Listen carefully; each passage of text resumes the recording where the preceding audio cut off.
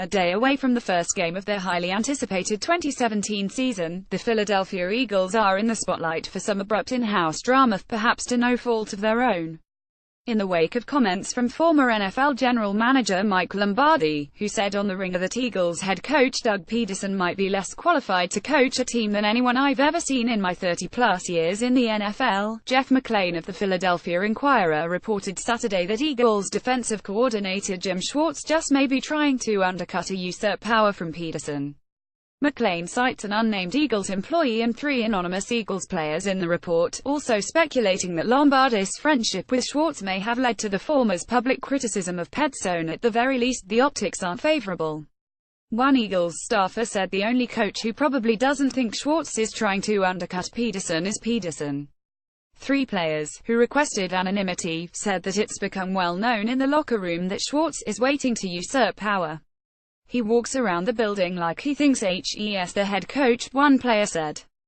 That's some juicy stuff, and there are some points in McLane's report that have merit. For instance, Schwartz is a former NFL head coach himself and has never been shy about showcasing his outspoken personality, a stark contrast to that of Pederson.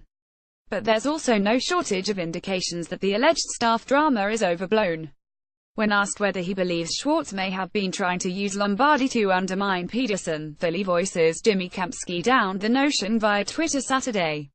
"I can think of 1,000 other humans better served for that purpose," Kempski said. Then there's the timing and source of the report itself.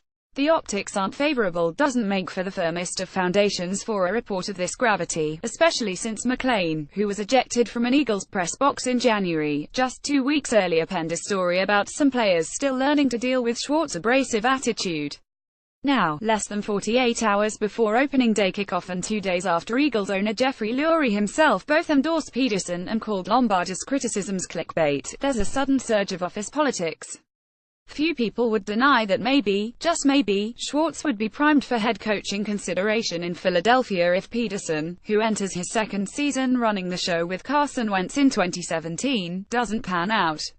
There might not be a better route for Lurie, in fact, if he ultimately wanted to replace Pederson without overhauling the entire staff for the 3rd time since Andy Reid's departure after 2012. But suggesting that Schwartz's current temperament, he walks around the building like he thinks he's the head coach isn't something the Eagles already embraced when they hired him, let alone a reason to believe Schwartz is gunning for his boss job, is another story entirely.